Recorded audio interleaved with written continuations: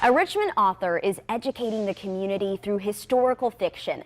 Sadeqa Johnson wrote Yellow Wife. It's the story of Phoebe Dolores Brown, born on a plantation in Charles City County, Virginia, who finds herself enslaved at the Devil's Half Acre, a jail in Richmond. I sat down with Johnson about the importance of this book and what she hopes readers will take away. This is an incredible story. So for people who don't know about Yellow Wife, it's really gaining popularity in Richmond. But what do you tell them about this book?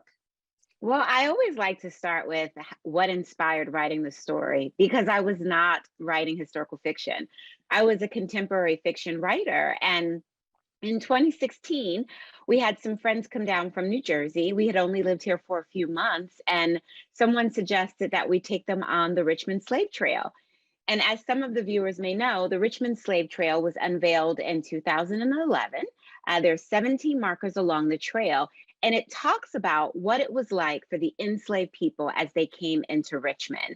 Richmond was number 2 in the slave trading industry behind New Orleans, which was number 1. So our city is steeped in history. Sometimes you got to dig a little bit deep for it, but it is definitely there. And we were walking the trail, and one of the children read the marker that talked about the Lumpkins jail. And it was described as a holding center and punishing site.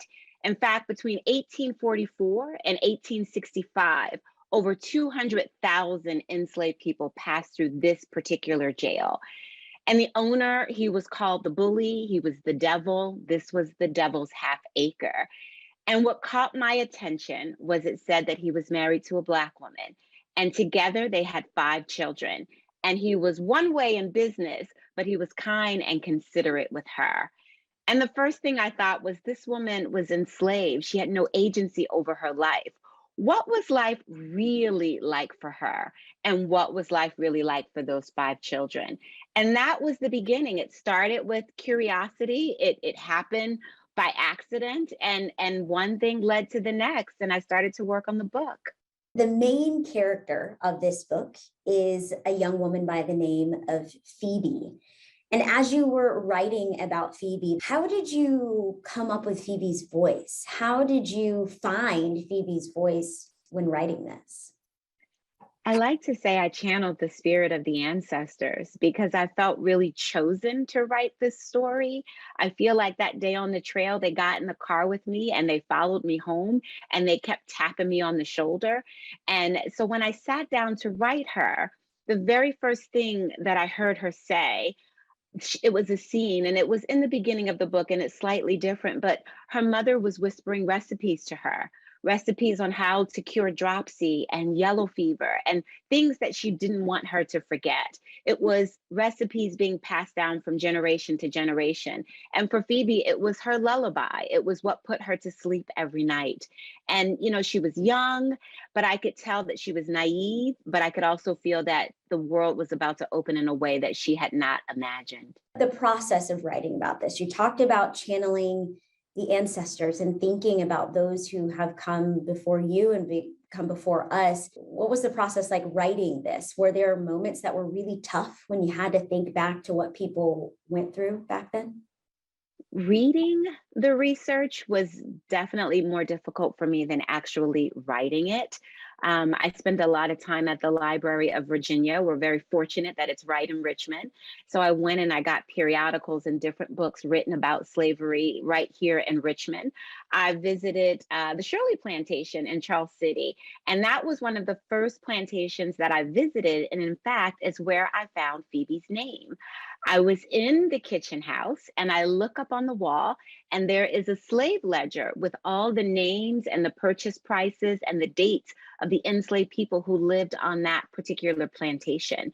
And I saw Phoebe spelled with a Y, and I thought, that's it. That's my girl. When you are going around and talking about this book or speaking to book clubs or schools or however you are sharing this story, is there one thing from this book that you hope readers will take away? I want readers to know that we stand on the backs of strong women like Mary Lumpkin, who the story was inspired by, like my character, Phoebe Dolores Brown. These women were ingenious. They knew how to make a way out of no way. And, you know, this dark period of history, is a part of our country's history. It is what our country was built on. And I tell my children all the time, everything that you see in the news, everything that's going on in the world, it all goes back to slavery. So if we take the time to reckon with that, and sit with it and have conversations and read books like Yellow Wife, you know, I have a quote at the beginning of the book by William Wilberforce that says, once you know, you could never not know again. And so my hope is that when you read Yellow Wife, you could never not know again that this is where our people have come from. And this is an American history. It's not just our history, it's American history. And I just hope that they would move through the world a little bit differently because of it.